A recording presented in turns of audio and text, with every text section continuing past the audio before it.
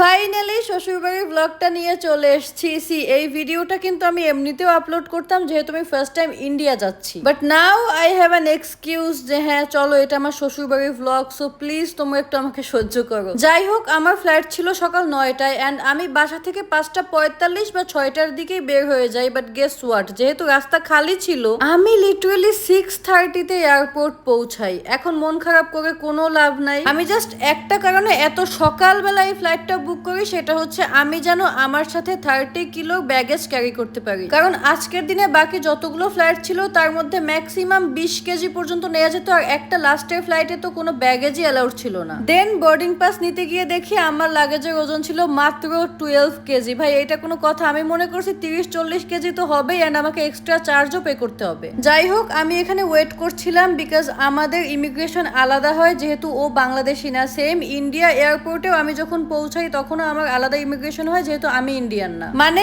এক কথায় বলতে গেলে যে কোনো দেশের এয়ারপোর্টেই ওই দেশের passport holder and foreign passport holder immigration আলাদা আলাদা হয়। আই নো এই ইনফরমেশনটার কোনো দরকার ছিল না, বাট যদি কারো ইমিগ্রেশন নিয়ে ডাউট থাকে আই থিঙ্ক এই ইনফরমেশনটা তাকে হেল্প করবে। আমাদের মোটামুটি 6:45-এর মধ্যে সবকিছু কমপ্লিট হয়ে যায় অ্যান্ড এখন আমাদের হাতে অনেক টাইম ছিল, তো আমরা একটু এয়ারপোর্টের মধ্যে ঘোরাঘুরি করছিলাম, একটু দেখছিলাম কোথায় কি আছে। এখন না সময়ও আগাচ্ছিল না, মানে যেহেতু আমরা অনেক আর্লি চলে আসছি, এখন যতই ওয়েট করি যতই ভিতরে ঘুরতে থাকি সময় যেন কমছিলই না। ভাই তোমরা কিন্তু আমাকে কমেন্টে জানাবে যে এই সেম সিচুয়েশনটা তোমরা ফেস করেছো কিনা, মানে যেখানে অনেক তাড়াতাড়ি পৌঁছে গিয়েছো সেখানে যাওয়ার পর তোমাদের ঘড়ির কাঁটাও আর সামনে আগাচ্ছে না। আমরা এখানে স্ন্যাপ নিচ্ছিলাম অ্যান্ড ফাইনালি 9টা বাজলো। এখানে আমি অনেকগুলো ক্লিপ নিয়েছিলাম। আমার আসলে এই টাইপের ভিডিও করতে অনেক ভালো লাগে। তোমরা আমাকে কমেন্টে জানিও যে ছোটবেলায় বিমান দেখতে কার কার ভালো লাগতো। যাই হোক, আমাদের ফ্লাইট ছিল ইন্ডিগো অ্যান্ড আমরা অলমোস্ট পৌঁছে গিয়েছি। এখানে সবাই একটু ছবি টবি তুলছিল, রানওয়েতে এত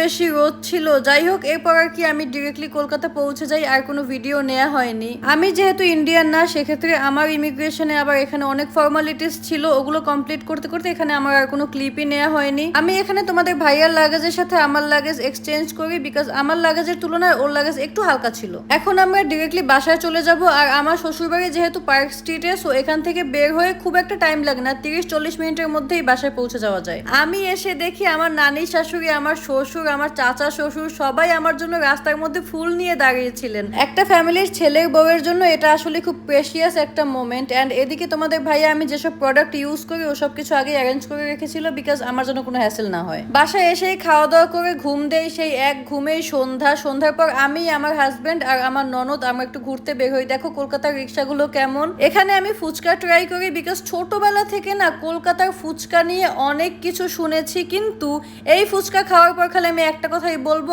আমি আমার বরিশাল বেলস পার্কের ফুচকা অনেক মিস করতেছি ভাই। এটা তোমাদের ভাইয়া বুঝলেও আমার ননদ বুঝবে না বিকজ আমার ননদ এখনো আমাদের বেলস পার্কের ফুচকা খায়নি। যাই হোক, আমি একটা জিনিস খেয়াল করেছি যে এখানে কেউ ঝাল খায় না, সো আমি আফসোস করছিলাম যে ইস যদি একটু ঝাল খেতে পারতাম। এটা শুনেই আমার ননদ ওর আম্মুকে কল দেয় অ্যান্ড আমার চাচি শাশুড়ি বলে যে এখনই বাসায় আসতে। অ্যান্ড বাসায় গিয়ে দেখি সে আমার জন্য স্পাইসি সুইট সব টাইপের খাবার অ্যারেঞ্জ করে রাখছে। আমার এই জিনিসটা অনেক ভালো লাগে যে তারা আমাকে কখনো এটা ফিল করতে দেয় না যে আমি অন্য একটা জায়গা থেকে তাদের কাছে এসেছি। যাই হোক, এই হচ্ছে আমার ননদ। আমার চাচি শাশুড়ি আমাকে অনেক যত্ন করে দেন খাওয়াচ্ছিল। আমি এটা যদিও ভিডিও নেইনি বিকজ প্রাইভেসি। অ্যান্ড এই হচ্ছে কলকাতার খুব ফেমাস রসগোল্লা যেটাকে বলে। এটা আমি আজকে ফার্স্ট ট্রাই করেছি। এটা হচ্ছে আমাদের দেশে যে ড্রিঙ্কও পাওয়া যায় সেম এমনই। আমরা অনেক আড্ডা দিয়ে খাওয়া দাওয়া করি। এখানে 3-4টা আইটেম ছিল, অনেক ঝাল, আমার একদম মন ভালো হয়ে গিয়েছিল। বাসায় আসার সময় আমার চাচি শাশুড়ি আমাকে সুন্দর একটা গিফট দেয় অ্যান্ড সাথে ঈদের সালামিও দিয়ে দেয়। সাথে আমরিন আপু মানে আমার যে ননদ, সে আমাকে একটা ডেইরি মিল্কও গিফট করে। যাই হোক, আজকের ভিডিওটা এই পর্যন্তই। তোমরা আমাকে জানিও ভিডিও কেমন লেগেছে। সবাই ভালো থাকো, টাটা।